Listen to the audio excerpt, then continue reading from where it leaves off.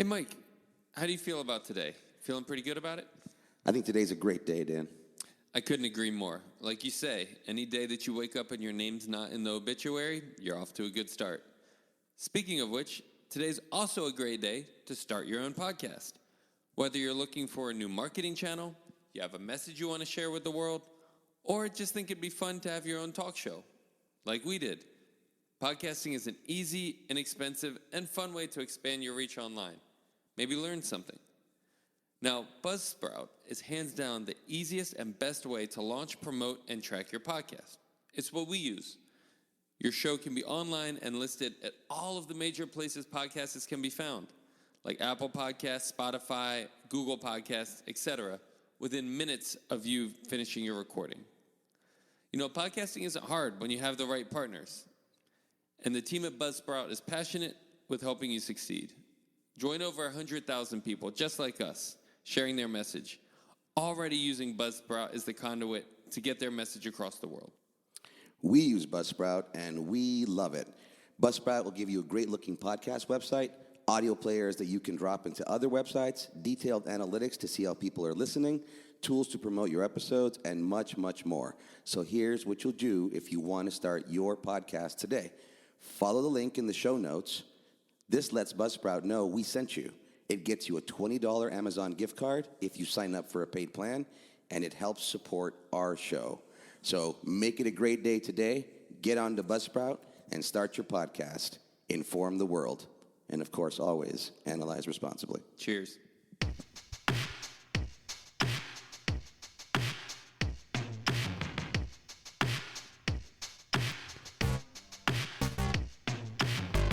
Welcome to ABA on Tap, where our goal is to find the best recipe to brew the smoothest, coldest, and best tasting ABA around. I'm Dan Lowry with Mike Rubio, and join us on our journey as we look back into the ingredients to form the best concoction of ABA on tap. In this podcast, we will talk about the history of the ABA brew, how much to consume to achieve the optimum buzz while not getting too drunk, and the recommended pairings to bring to the table. So without further ado, sit back, relax, and always analyze responsibly. All right. Welcome yet again to another installment of ABA on Tap. I am your co-host, Mike Rubio, along with Daniel Larry. Dan, how you doing, sir?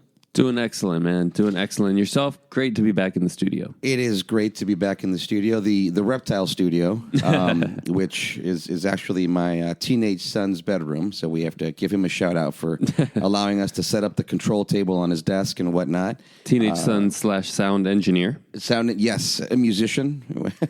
He knows what he's doing. Thank you, son, for your help today in setting this up. We, if you've heard episode 1, well, let's see. Not knowing how that's going to go with publication, we had a little bit of a line noise on the last one. So we're back for episode 2 or some episode from season 4, and we've got a real heady one for you guys today, literally going off the cuff, but very important themes that no doubt you will be able to discern from our discussion. I'm going to pass it over to Dan.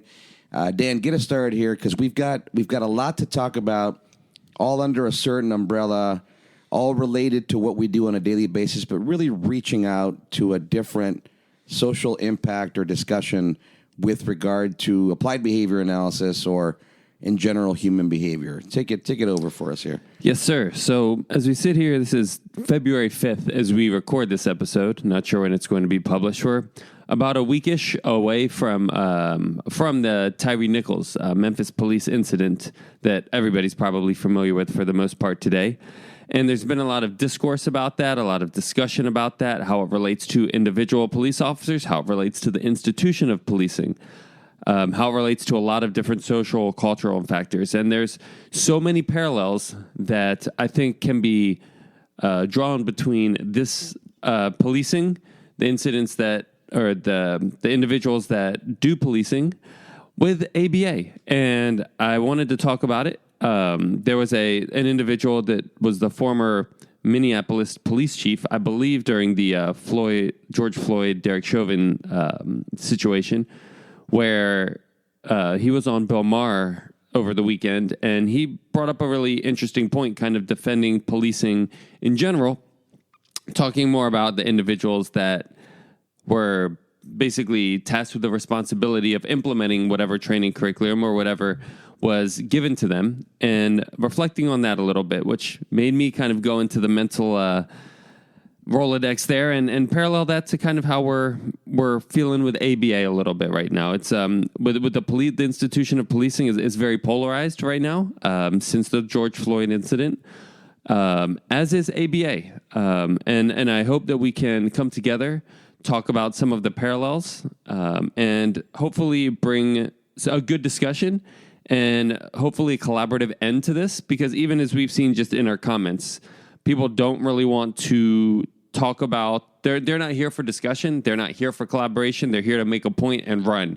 And it seems very similar with the police situation as well. On both sides, individuals are there to make a point, defend whichever side that they're on, and leave before they're willing to have any banter back and forth. So let me pass it back to you, Mike. So we're not seeking, we never seek an argument here as much as a possibility of a disagreement, and we're okay with that. And I openly allude to some of the people that have been trolling us on social media. And I do that because I don't have any fear that they will catch any of this attention, because they're not even listening to the episodes. Nope. They see ABA and they post something and leave. Yes. And that's difficult. Now, in your comparison to us, to ABA and sort of the parallels between us and policing, the idea that we're called upon to maintain a certain order. Yes. I'm going to say that very openly, and it sounds a little bit hard, but I think it's important to think about that. It's not like, especially with ABA, we're necessarily running into these situations and forcing ourselves upon them, unless, of course, we might be out in the community, think we can help, and somebody's getting aggressive. Or, again, we are being called upon in all of the situations to provide some sort of protection, order, restore something. And that is to say that with a very benevolent start, we still have to check ourselves as institutions, as human beings, as individuals, to make sure that that very, very noble call doesn't go too far in some sort of authoritarian direction. Yes, absolutely. It comes back to that authoritarian piece that you brought about. I think most of the criticisms, both for policing and for ABA, is that the individuals doing it are doing so in a far too authoritarian fashion. And that's where I think a lot of the parallels come from. So, yeah, let me pass it to you before I kind of get into some of my points, if there's anything that you would like to elaborate on. We're coming off of a few episodes last season on the topic of escalation and de-escalation. So I know that we're going to bring up those ideas today. I think they become a very important premise in how it is we might remain authoritative in the face of crisis, for example, which for a human task is close to impossible. The idea that you're always going to be able to maintain at baseline in the face of somebody else's escalated behavior is something that I think is very relevant to both ABA and then now a greater social issue maybe with regard to authoritarianism and policing and some of the things that go tragically wrong in that vein. So I know we'll bring some of those things back up, and I think it's an important piece to highlight now because, again, it is, in my opinion, close to an impossible task that we're asking every human in this situation to undertake and to stay successful, especially from the professional side, right? The idea that the sound of a gunshot, or sound of several gunshots, the sound of several gunshots now being aimed at you, for example, are going to allow you as a human being to stay at baseline. That's difficult. That's challenging. That's not to excuse anything that might go off protocol, that might go off kilter because somebody is now escalated wearing a police uniform and supposed to maintain a certain call to order. But again, something that's very interesting that I know we'll discuss. Why don't you lead us right into your first point here and let's start taking this apart a little bit. Yes, so I want to make sure that I get this out of the way early, just in case any of the people that want to listen and troll or have some legitimate criticisms of ABA or podcast, whatever, can hear this. Is the police institution overly authoritarian? Probably, almost certainly. Is ABA overly authoritarian at times? Probably, almost certainly. So there are certain similarities there. And when some of these institutions become unchecked, then individuals can become a little bit too authoritarian as opposed to authoritative when they're implementing said procedure. And I do want to define these things moving forward so that we're all on the same wavelength here, because I think you and I might understand authoritative versus authoritarian, but the semantic difference might be lost on some other individuals.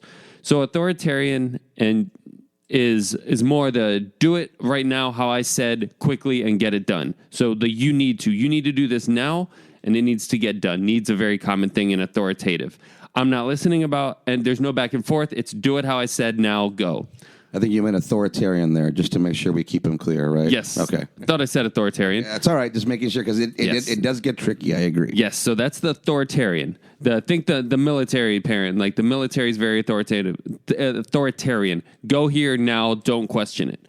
Authoritative is more, we're going to collaborate and work on what's best for us. So permissive being, hey, is it okay? Do you mind if you do this? That's okay if you don't want to do it. That's very permissive. Where authoritative is giving an instruction that is going to be in the best interest of both individuals and with an understanding how it's going to benefit both individuals. So instead of you need to do your homework now, which would be authoritarian, authoritative would be, hey, this homework should get done in order for you to obtain whatever grade. How are we going to go about getting this homework done despite the fact that you don't want to do it? It would benefit you to get it done, so how can we work together to get it done? Versus permissive would be, do you want to do the homework, or is it okay if you would do the homework? Those are kind of the three levels. Just for a quick frame of reference, we are purposefully and directly using Diana Baumrind traditional parenting styles definitions. I think that they stay about the same, whether you're speaking politically, geopolitically, but just to be clear, that's obviously where we're coming from in terms of making this relatable to parents, professionals, for example, in the ABA field, but drawing these comparisons now to professionals in law enforcement who clearly are going to find themselves in much riskier situations than we might day to day. But just to give a point of reference, I think we're using Diana Baumrind's model here. Is that correct? Yes. Okay. Thank you for that.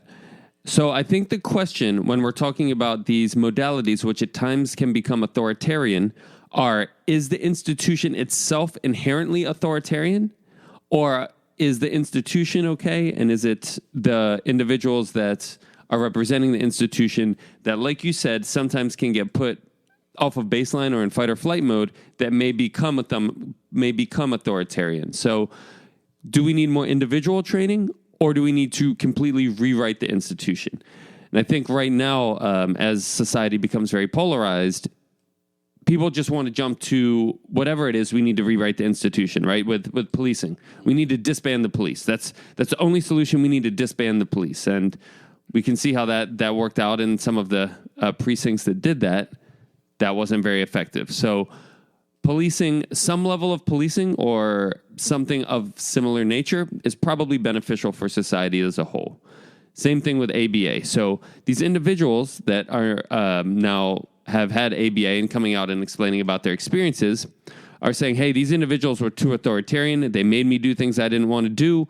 And looking back on it, I wish I wouldn't have done that, or wish I wouldn't have gone through that. The question is ABA the culprit there, or could the individual who worked with that person potentially with autism, as we're most commonly partnered with now, implemented this ABA methodologies in a more authoritative style rather than being authoritarian? I think we spend a lot of time working on that in our company, trying to be more authoritative, much less authoritarian, and much more culturally aware of the people that we serve. So I don't think the institution of ABA needs to necessarily just be completely disbanded, because there's always, in any institution, in church, most people look at church as being kind of an altruistic facility and structure, there's individuals who don't implement church strategies effectively, and there's bad apples in anything. So for us to say, yes, there's individuals who had undesirable experiences in any field that you go in, there are going to be these individuals. And I think what we're saying is, let's come to the table, let's talk about it, let's figure out how we can improve ourselves, because right now we're the best answer. If there's a better answer, if there becomes a better answer, then maybe we're having a different discussion. If there's a better answer for societal, preventing somebody from murdering somebody or stealing something from you than policing, then by all means, let's have that discussion. But until we can find something that's sustainably better than that, same with ABA, and still there's a new gold standard of autism treatment, let's work within those confines and figure out how we can maximize and humanely implement the treatments that are being implemented on both regards. Well, there's an evolution institutionally as well, right? Whether we're talking about treatment perspectives or law, things that change in order to modulate, moderate, conform, modify, enhance, improve treatment of certain individuals, whether society as a whole, or if we're looking at different cultures, different races. Dare I even go there or say that word, because it gets so complicated. Sure. And I think that's something that people, I encourage everybody to be a little bit more mindful of. You allude to the bad apples. There's always going to be bad apples. The bigger question that you're also alluding to is this a bad barrel? Yes. And is it the entire barrel? Is it because there are so many bad apples within this barrel? Is it a few staves that need to be changed? But the idea that we're not going to have a barrel is the problem. The idea that we're just going to get rid of the barrel and let these apples sit on the ground. Yep. Well, no, they're going to rot that way too, right? Sure. So, again, some level of conformity, some level of order that is appropriate, that is necessary here without going too far. And that is the dance. There's this back and forth, I encroached a little too much, I have to back up, but now if I'm the figure of authority, that gets difficult, right? So the idea that I'm the teacher and I ask you to do something and you don't do it immediately runs the risk of somehow, at least in most of our minds, disempowering me such that now every other student is also going to not pay attention or not follow instructions. Yes. And that's almost this ultimate fear, I think, that happens to anybody in that position of authority as they pick between authoritarianism and being authoritative. Again, it's a constant dance. So I would say for anybody, and whether it's policing, you're a teacher, an ABA professional, we're not saying that there is never a need for authoritarianism. We're saying it might have gone too far. And the techniques might not have evolved fast enough given our access to the marketplace in terms of treatment for autism and the insurance mandates, such that we have to check ourselves. Yes. And this is something that we love to do here on ABA on Tap, is check ourselves.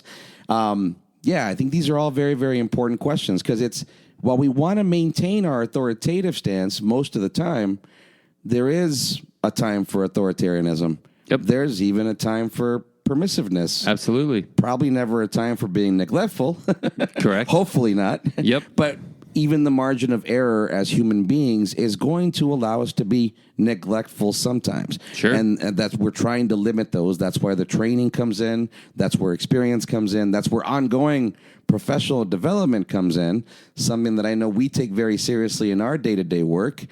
If you're a large ABA company, you're a large police department, you're a large school district, maybe some of that stuff falls by the wayside. Maybe even discussion in new themes in looking at things like developmental disability. We've come a long way in understanding something like autism, to be specific to that, right? Yet, a lot of times, some of the procedures and techniques still harken back to very antiquated views or very singular views of autism. I'll mention this, we don't have to get into it, but the idea of visual structure. Sure. Right? Something that could be much more universally used, but we still exclusively seem to think that the autistic population benefits based on some larger categorization of, poor auditory skills. Well, that's, again, that's where we start stereotyping, if you will, and then we might miss the greater point. So understanding diversity better in the populations we treat, understanding our own propensities to run into authoritarian challenges as human beings who are trying to take control or establish, say, instructional control in a certain situation. These things all get a little bit cloudy, right? Yes, and I think you bring up a good point when you talk about the diagnosis, the autistic population, and I think that's where there's some similarities in how individuals can become too authoritarian, even compared to policing, is that when one individual sees themselves different than another individual, that's when these sort of, the interaction can kind of dissolve and it can become authoritarian. So oftentimes police officers look at the people that they're interacting with as criminals, right? That person was breaking the law. Therefore, that person is a criminal and therefore different than me. Individuals in ABA oftentimes are working with people with a diagnosis. The people doing the therapy don't have a diagnosis. Therefore, this person is different than me. Sometimes when misattributed, that difference you can look at somebody as, when you look at somebody as different, hesitate to say lesser than, because I hope most of our practitioners don't look at individuals on the spectrum as lesser than. We do a lot of cultural competency training in our company and discussions about making sure that we don't ever look at individuals like that. I can't speak for other people in the field or police officers in their interactions with criminals. But once you look at somebody as different than yourself, then you can have a lot of other justifications on why they're doing something and therefore how you can respond to that situation. And therein creeps in the idea of conformity. Because you're different than me, because in this circumstance I may have a quote-unquote authority over you, you have to do exactly like me or you're incorrect. Yep. But what you're talking about, what I'm talking about, what we're promoting here is, I'm trying to think of a good example here. So these are developmental milestones in various domains. It looks like you are 4 years old and you're performing at a 2.5-year-old developmental level. So we're going to look at these evaluation items and say, well, you're not doing colors, shapes, or numbers. So the only way to bring you up to speed is to flood you with colors, shapes, and numbers. Now, that is not illogical, but that could be overly authoritarian, knowing that it might not just be those symbols, but a bunch of other developmentally appropriate things that might get you into the realm of acceptable behavior. Acceptable, whatever that means, gets you within range, gets you talking about animals because you've been showing a bunch of different stimuli, a subset of that category that I didn't mention there. But the idea that there's a more open-ended solution, at least for us as ABA practitioners, from a developmental perspective, maybe not so much for law enforcement in these situations. Sure. The idea that I need you to put your hands behind your back so I can cuff you, how many different ways can you do that without then posing a threat, right? But again, I think you highlight a very important point in terms of a direct linear conformity in your behavior versus a bigger luxury in what we do every day in a much more open-ended, circuitous route and saying, it'd be great if you learned your letters and I'm going to present you those stimuli, but it doesn't necessarily mean that I can only present those stimuli and those stimuli only on our route to you understanding other symbols,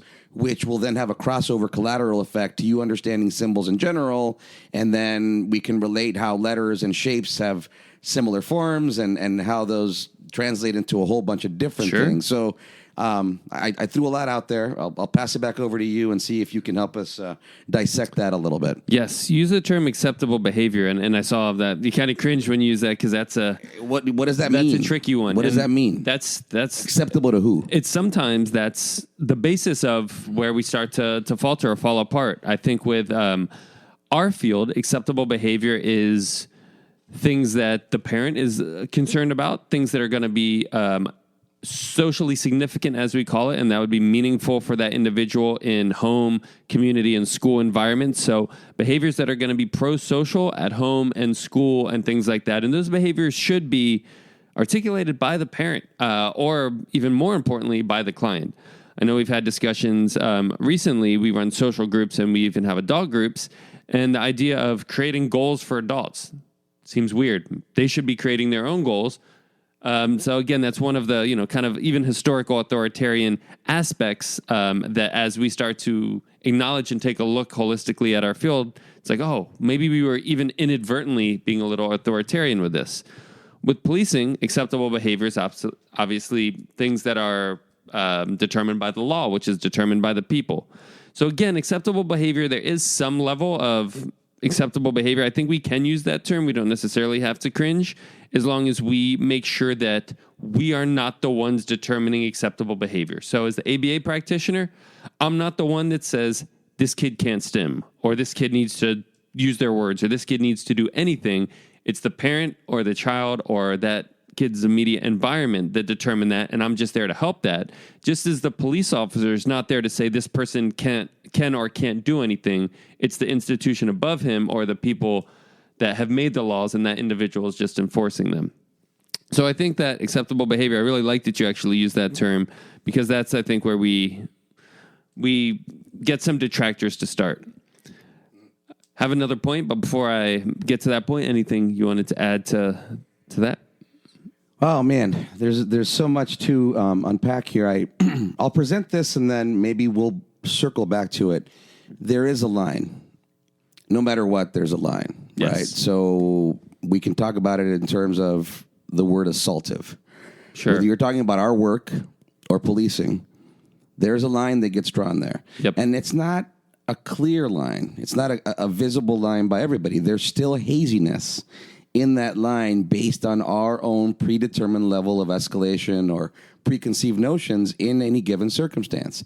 If I'm with a client with a bit of an aggressive propensity and they happen to be bigger than me and they happen to be very animated in their hand movements as they don't mind their personal space, any of those situations with any given tension could help me misinterpret something as assaultive. Now, imagine being in a policing uniform. I imagine it's that much more of a challenge. So it is, again, I'm drawing that line not because I want to say, yeah, that's, misbehavior and we have a right to correct it, which is going to be a very applicable phrasing here. It sounds a little bit antiquated, probably misses a lot of variables if we apply it directly. But there is a line even with milestones, the idea that it's not our job as ABA professionals to teach somebody to read, but it could be part of our job to highlight enough behaviors toward pre-literacy that we give the individual an opportunity toward that skill, which is socially significant. I think some aspects of neurodivergence have gone so far in one direction that they would say, no, you are being too authoritarian by expecting that somebody's going to read. Go ahead. Yeah, for the reading example, correct. It might not be our job to teach somebody how to read. It's our job to, if the parent or if the child, the parent, the teacher, whoever we're collaborating with, determines that's the appropriate skill, for us to find things in the environment that are going to increase the reading behavior and decrease the behaviors they're doing instead of reading. Yeah. Well, and that's the exact point there, is that a lot of these things are predetermined, right? So to use the literacy example, reading example very poignantly, any developmental framework is going to encourage that. Any school set of standards is going to encourage that. Socially and significantly, there is a lot of access that can be gained. So that's not to say that gives us now a right to be authoritarian about reading, but it does contribute to the haziness of those lines or those tenets that we might feel very good about, but if we're not reading, if we're not taking in the room, if we're not reading the room, who it is we're applying these literacy skills to, and they're showing a lot of withdrawal, but we know that it's good for them because they need to learn to read because that's beneficial. I think that's the gray area that we're sort of considering here. That's where it gets very difficult. Somebody can be very well intended, but come in and completely derail a situation if you're not checking yourself. Absolutely. And that's the question of whether it's the institution that basically makes it so that you don't check yourself, or the individual within the institution. You mentioned earlier you were talking about a teacher, and I've been in a lot of IEPs. I was in one last week, actually, and it was very interesting when we talk about authoritarian. This IEP that I was in last week, they actually asked me to come there for behavioral strategies, and this teaching group, there was a couple of teachers in the IEP, and I don't know what other people were there, I don't remember, would basically take no other suggestion about how to alter their classroom environment or their responses other than get this kid to listen to me and fall in line. Anything other than that, if I was like, hey, can you try this? Can you try that? That wasn't what they were here to hear. They were here to hear how I could basically go back to this child and say, you need to fall in line and listen to your teachers. Authoritarianism pervades a lot of other fields. I don't hear people calling for, there's a lot of education reform. I totally get it. But people saying we just need to not do schools anymore. There's plenty of authoritarian teachers. There's plenty of great teachers. Is the concept of education inherently authoritarian? Probably not. But there's some apples with that. Back to your barrel and apples analogy earlier that I really liked. Yeah, we're probably not going to throw the barrel away because we just end up with some apples strewn across the floor. But a couple of bad apples can ruin a barrel. So we're kind of at this conundrum. The easiest solution would be we're just going to dump all the wine out and all the apples out, and we're going to start fresh. But unfortunately, with policing, we can't do that. We can't just go to society and say, hey, for the next 8 months, we're just going to do police training nonstop. And everybody that's going to commit a crime, just hang on for 8 months while we do that. We can't dump it all out and start over. Same thing with ABA. I guess we could, but it would not be beneficial to the individuals on the spectrum to not have some sort of therapy for 8 months. So we've kind of got to try to go into the barrel and pull out as many bad apples as we can and minimize any, the apples making the barrel overall go bad. And this is where, again, I have to really encourage our listeners, anybody out there that I speak to think of the historical progression of both the apples and the barrel. Yep. Okay? Yep. And again, for speaking to ourselves professionally as ABA professionals, I have to say this, and I've said it before. If you find yourself exclusively running trial types, you might be holding on to a bad barrel.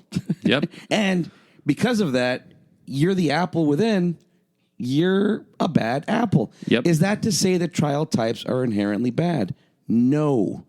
They're to say that it's to say that they were able to highlight a certain value in a statistical model, a presentation model that seemed to be effective at fostering learning for a population of individuals that were otherwise not learning given the barrel at that time. Yep. So that's a really challenging premise, I think, for everybody. I don't even know if I made any sense there, but I think that that's a problem that we're having with ABA and current criticism, and that's a problem that we have with almost anything we deal with these days. I'll say it, whether it's gender or race or ethnicity. The idea that there's a lot of new language based on concern and criticism, and if you don't immediately adapt to that, you're a bad apple with a rotten barrel. Absolutely. And there's no other discussion for that. And again, I would caution everybody. I don't say that to pardon us as ABA professionals, given the current criticism. In fact, you and I think, are at the forefront of saying, hey, you know what? That's pretty true. We should change that. But I need to caution everybody that's listening here and anybody that I speak to be historically contextual, to understand the progression of both the apple and the barrel, the changes that have been made, the reason why those apples and barrels existed anyway in 1971, what was happening at UCLA, what was happening to the population of individuals deemed as childhood schizophrenics. At that point, the autism label didn't even exist yet. They were just thrown in the institution. Exactly.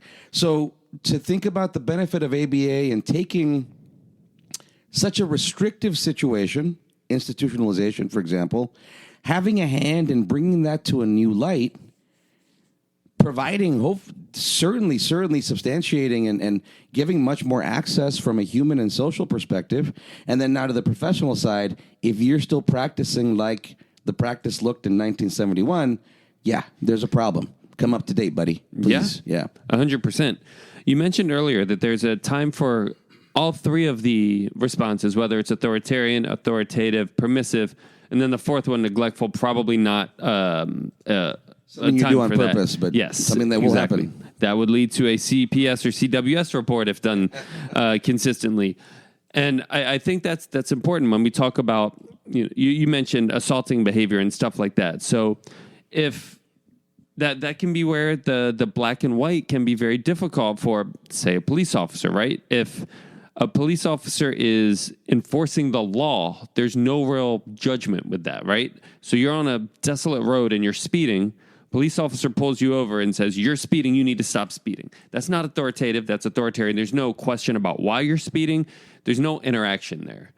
In that situation, maybe authoritative response, why were you speeding? And I'm sure some of them ask that. I don't know if that's just to, further a legal case, but maybe you're trying to get somewhere and you're in a hurry, and maybe the police officer could actually help you in that situation. But from being that black and white, an authoritative response might be better.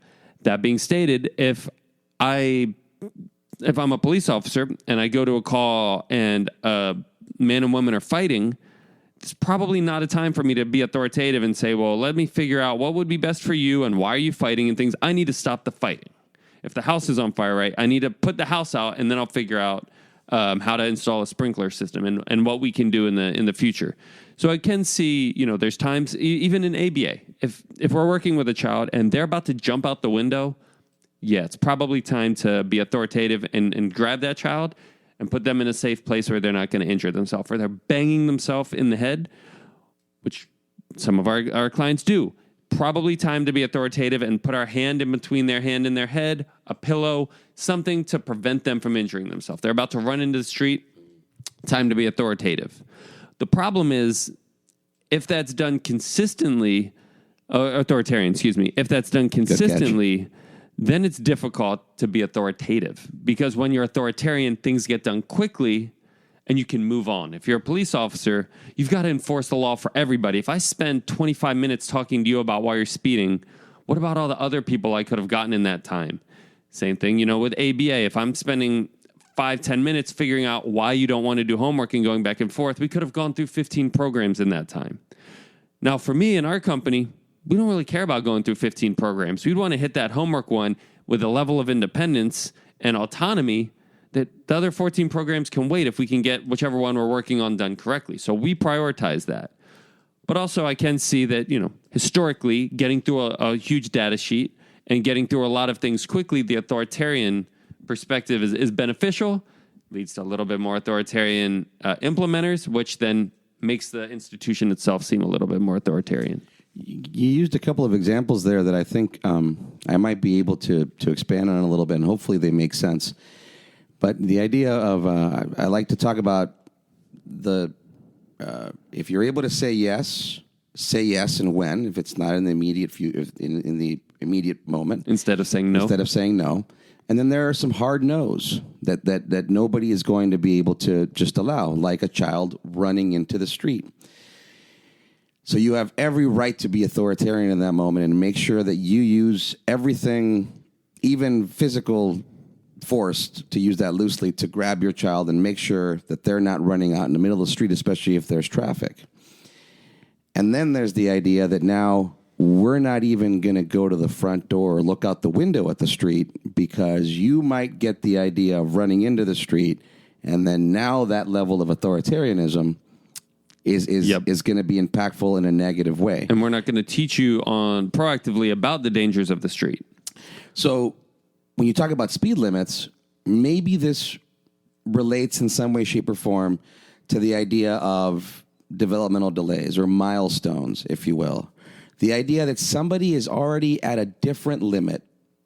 Yep. Right? So something's already been, some premise has already been violated, if you will. Yes. And someone's not behaving in the way that is expected. Or the way that their potential might allow, or a way that might seem safe or productive for their future, or however we want to pitch it. Society as a whole. There is a limit. I like the idea of a speed limit here.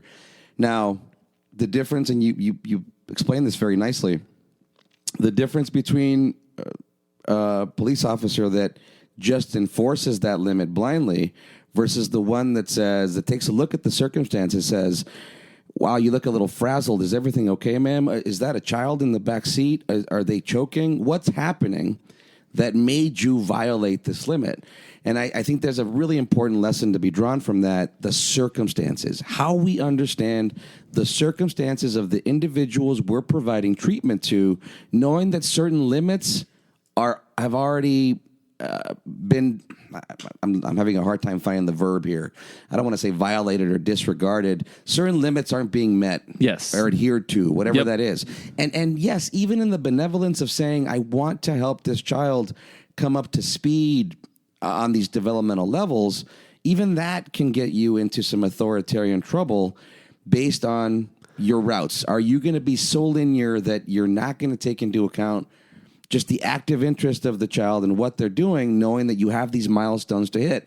Back to your example with, a laundry list of goals that are usually look much more like rules that you want the child to adhere to, and not necessarily cognitive behavioral matters that are going to allow any individual to understand that particular limit and then have a real say or choice to understand the benefit or the reinforcement available to being able to, as a result of emitting that behavior, and then choose to use it or not, to speak or not, to read or not. It's an active choice that, again, it's our benevolence, it's our better humanity that a lot of times gets us into trouble with authoritarianism. Yes, I really like that you kept coming back to the word circumstances, and I'm almost thinking kind of along the lines of differences almost cloud circumstances in this point, because when people are different, we no longer look at the circumstances, we focus on the differences. It's that fundamental attribution error, and right? then bring them back to exactly what we think is the norm. Exactly. Yeah. That fundamental attribution error, right? If I do something, I'm justified and there's a reason for it. If you do something, you're doing it to spite me. And I think that's, those differences cloud circumstances, right? So if I can say somebody is a criminal and I'm a police officer, I don't care about the circumstances anymore. They're different than me, and that's why they're doing it. If I say somebody has autism, I don't necessarily care why they're doing what they're doing. They have autism and they need to be fixed. And I think that's what we're trying to get away from. Let me make sure that nobody takes that soundbite. What I'm trying to say is that is an idea that's been had in the past, and that's something that we're actively trying to overcome. Just because someone's different doesn't mean we need to trivialize any of the circumstances that they're going through, and look at it as a result of the differences and say, oh, well, because they're different, they need to do X, Y, and Z. No, they're no different than us. They're humans. They're individuals. Why are they doing what they're doing? Let me look at it in a compassionate fashion and help them. And I think that's where the police officers, ABA professionals, all of these people came about initially to help. ABA didn't force themselves on anybody. Insurances wouldn't, if there wasn't evidence to support that, insurances wouldn't fund us. Same with police. There was communities saying like, oh, there's these things that are happening that are to the detriment of our community. Let's band together and figure out some people that can hopefully stop this from happening and help us out. That being stated, me even being probably the least affected, individual in this situation, being a white male, even myself, if a police officer pulls up behind me, I'm still nervous. I rarely think that individual is going to help me. I think that there's an authoritarianism there, and that individual is more likely to overpower or impact my day negatively than impact my day positively. You just made me think of something, and I don't know if we'll be able to do this effectively, but if we get into matters of, as a white male, maybe given recent events, people would say that you have less reason to be fearful. Sure. But you're no less going to be annoyed at the prospect of a speeding ticket. Sure. That's still an undesired consequence. And I wonder if we can take that idea, the idea of how any of us feel, especially if we think we weren't speeding, if we think we didn't do a rolling stop, and we know that we're facing the consequence of an undesired consequence, a ticket, a fine of some sorts. If we're able to understand that feeling as human beings and realize that we run the risk of making our clients feel that exact same way. Yes. With everything we do in the treatment we provide, if we're not actively listening and looking at the circumstances that everybody's in, we run that risk. And whether, whether Johnny would benefit from sitting, just make him sit, we need to be able to guide Johnny through all the other possibilities, too, of not sitting, so that he can contrast that to now sitting at some point, assuming that teacher, and I'm alluding to that IEP you were at, that teacher was ready to reinforce Johnny and provide some level of praise, whatever it is, it's going to make Johnny want to sit more in the future, knowing that he knows all about not sitting and running amok in the classroom. But again, it's so difficult for us not to draw that direct line.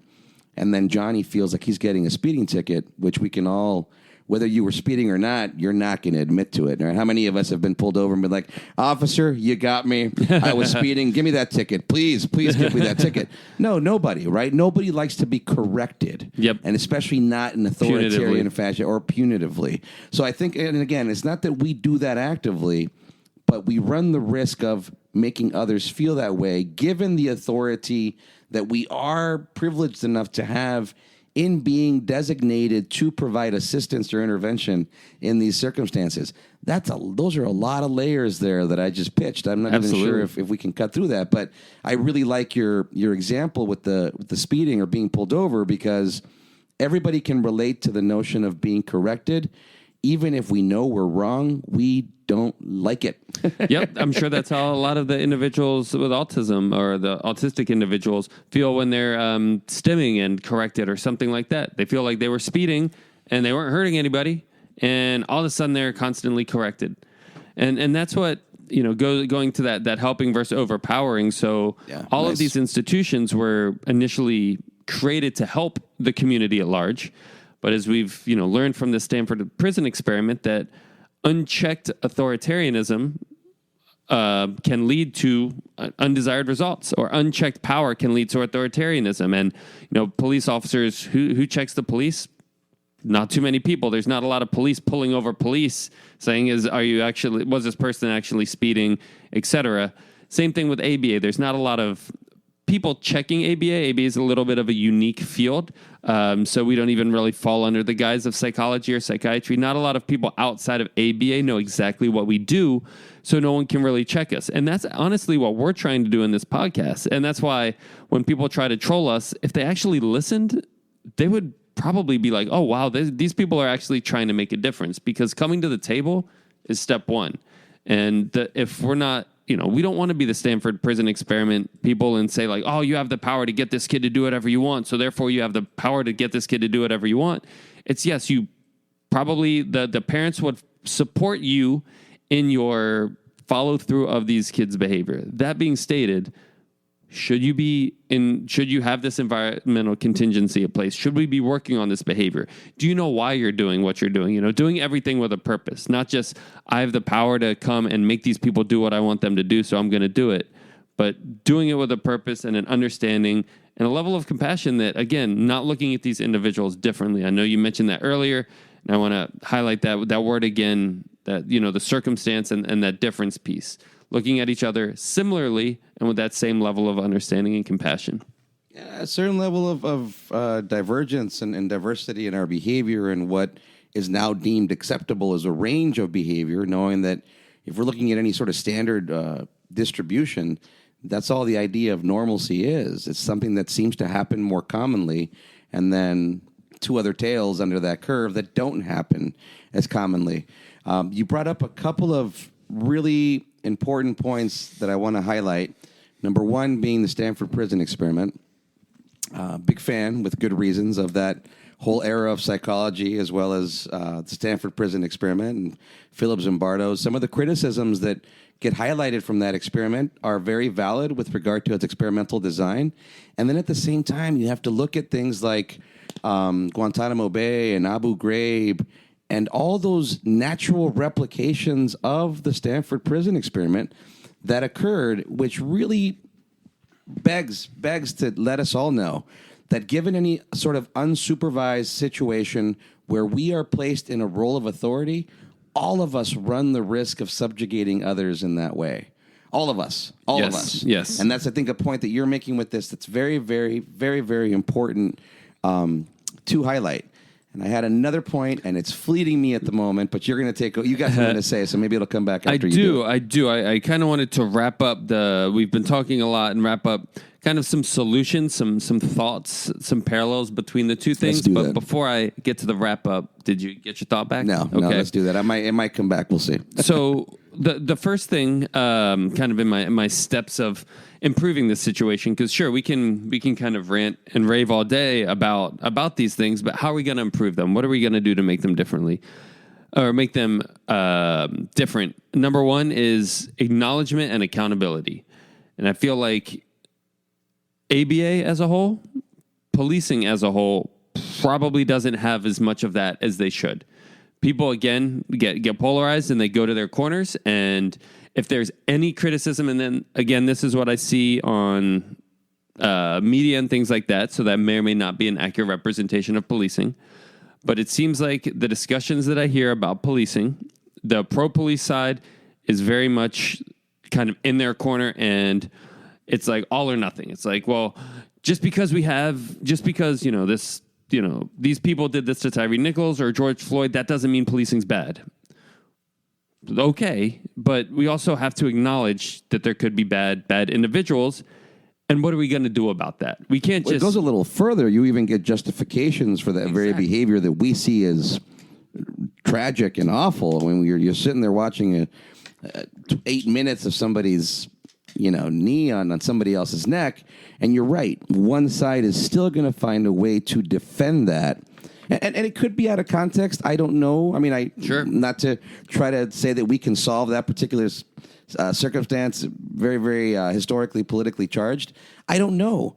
But I like your point, what you're saying here, in the sense that there has to be a dialogue. Yes. The idea that no, you saw that video on TV, we were doing this, and that was fully justified for these reasons, versus, ooh, we see the video too, and you know what, you're right, this could have gone differently in these ways. Or even if they don't say it was fully justified, they say, well, that was only just one person doing it. We have no responsibility for that. Well, you do when they work under your umbrella, so that's another perspective to have with that. I will say, my personal opinion, are policing or ABA perfect? Neither one of them are perfect, and in 100 years, we may have better institutions for individuals to help individuals maintain the law and to help individuals with autism. Neither one of them are perfect. Would we be better off without the police or ABA? I also don't think that's the case. So with that understanding, let's figure out how we can go and improve it. And number one, again, that acknowledgement or accountability. Same thing with ABA.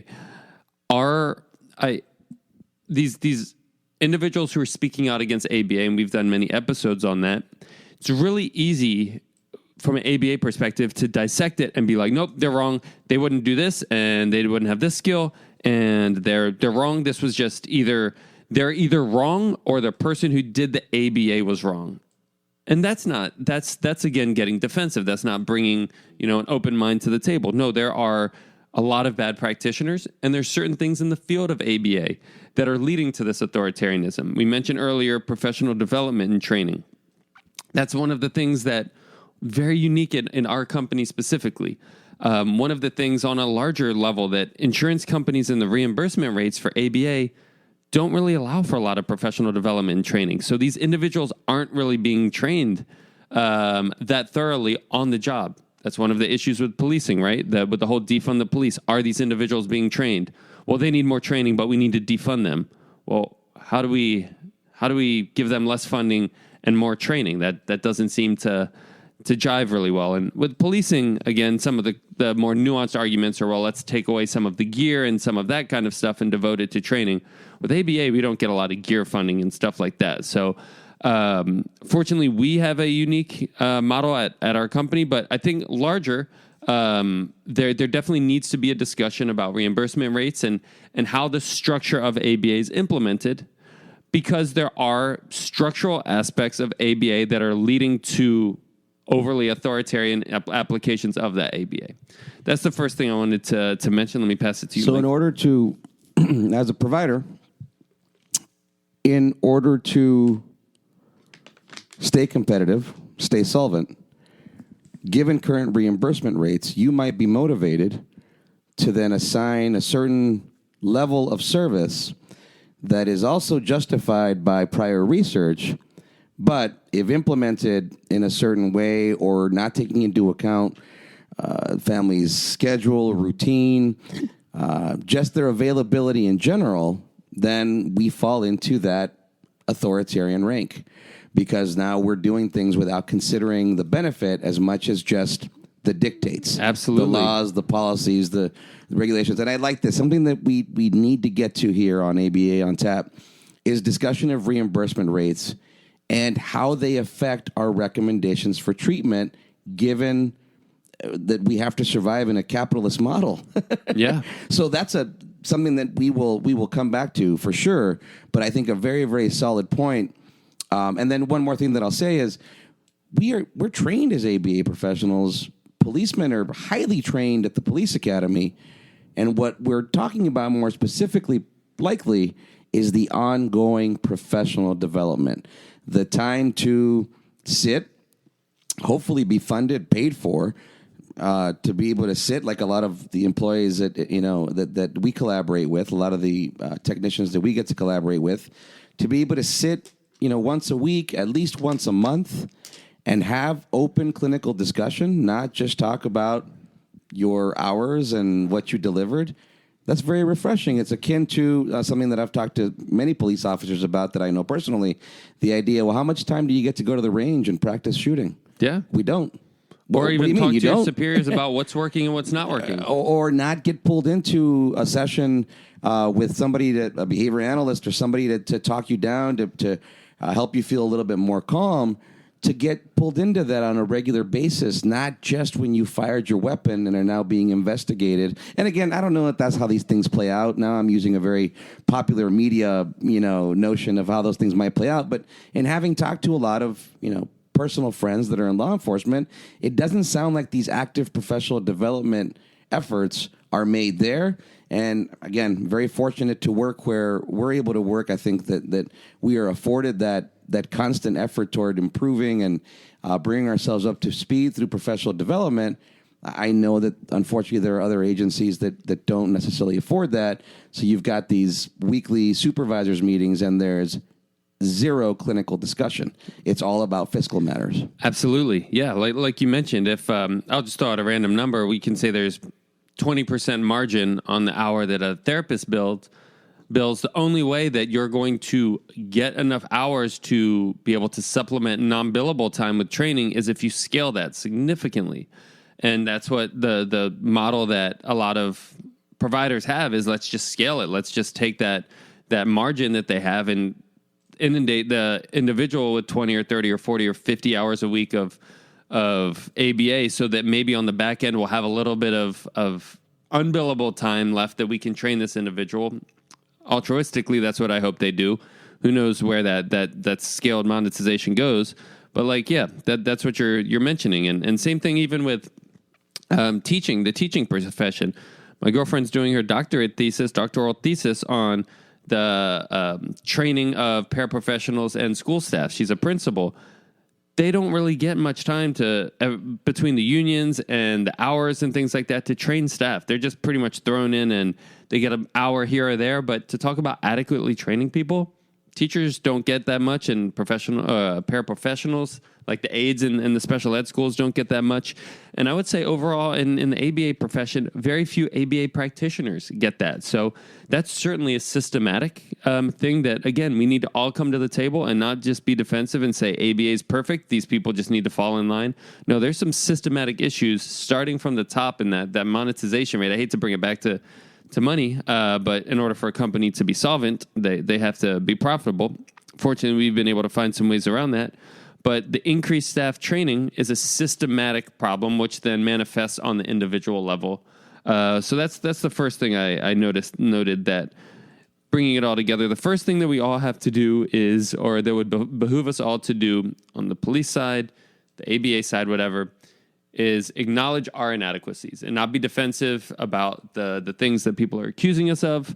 But first, look at the truth behind those accusations and say, yeah, these things are true. The next thing is looking at whether it's an issue of the institution or an issue of the practitioner. And we've talked a little bit about both today, but that all comes down to training and how many resources people want to allocate to training.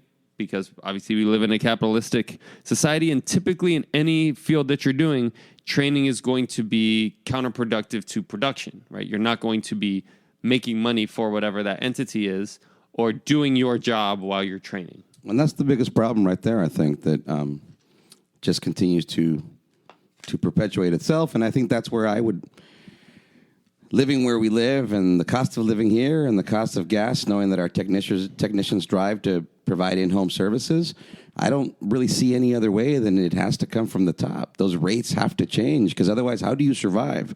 To be able to pay your staff, somebody somewhere is going to suffer fiscally, and we know that somewhere in that chain, right at the top of those reimbursement rates, are people that are not suffering fiscally. They are definitely benefiting from the capitalist view, and good for them. But again, it is a restriction that is likely fostering some level of unfettered authoritarianism, whether we like it or not. Another reason we have to check ourselves. We have to understand these premises from a training perspective on all fronts, fiscally and otherwise. That means that a good RBT, might have to understand all this information very well as they continue to learn more about human development, as they continue to develop in techniques and procedures in ABA, which are all separate pieces. So it is a tall order for individuals who are working very hard at times, and also not necessarily at a comfortable level in the socioeconomic strata because of reimbursement rates, for example. So that's a tough line to cut through right there. So acknowledgement, training, listening to the demographic that you serve. So I know with policing, they talk a lot of times about going into underserved communities or communities where these police interact a lot, listening to that community. For us, it's listening to individuals on the spectrum. I think we do a lot of that. And also listening to parents. I do a lot of parent groups, as we've either have or will publish an episode on parent involvement and parent training, and really listening to what they have to say from the outside perspective. And then lastly, collaboration with all of those individuals. And what I mean by that is not coming in and just doing a drive-by post, which is just going to lead, that's actually counterproductive to what you're trying to do, because all that's going to do is cause the other side to dig in farther. So, whenever we get a post like that and somebody who doesn't want to discuss it, we're either going to disregard it or dig in harder. But if somebody has a legitimate, accusation or gripe to have with ABA, policing, whatever, having a forum to talk about that, I think, is going to be hugely beneficial to that institution. And we're talking about ABA specifically. Having these discussions will help the people that we serve and help our practitioners become less authoritarian, because they will be made more aware of it. So those individuals who are expressing dissatisfaction with whatever it is, I really, really encourage you to have discussions that are open-minded and productive, because that will, at the end of the day, really help the individuals or the institutions that you're dissatisfied with kind of get into the 22nd century and become better institutions. So stay dynamic, not static. Even rules need to be dynamic. Even speed limits, as we discussed, can be more of a dynamic than a fixed premise if we are authoritative within our enforcement. And that's an interesting way to put it, because enforcement is such an authoritarian word. Exactly. But there are certain limits that we want to adhere to, certain limits that we want to strive to achieve, and that's all we're here for, right? So just to, again, knowing that they're probably not listening, but no, we're not the ABA industrial complex. But we do believe that we've got a very powerful philosophy of science in our grasp that we could implement toward the improvement of many facets of society. And we've only thus far been utilized for ABA treatment. Hence our off-the-cuff discussion today about how this applies to policing. We've talked now about behavioral pediatrics and ABA in primary care. At the end of the day, we're talking about human behavior here that, yes, has also been developed or researched under the guise of other animal behavior. But the tenets apply. We know that. Yep. We know that. And we know that the more humanity we're able to instill, the more of a dynamism that we're able to instill in our implementation of these procedures, the more socially significant it should become. So, Mr. Lowry, we've covered a lot here today, sir. Thank you for the impromptu Very, very heady discussion. Any other closing points before we wrap up here? Yeah, just full circle. Is policing authoritarian? Sometimes. Is ABA authoritarian? Sometimes. And I hope with these discussions, with us bringing this up, with us training our staff, and hopefully bringing it to a wider audience, we'll be less authoritarian next week when we record another episode, and even less authoritarian at the end of the year. And just try to achieve more and more of that authoritative service model, which we all aim to strive to achieve. And always analyze responsibly. Cheers, man. ABA on Tap is recorded live and unfiltered. We're done for today. You don't have to go home, but you can't stay here. See you next time.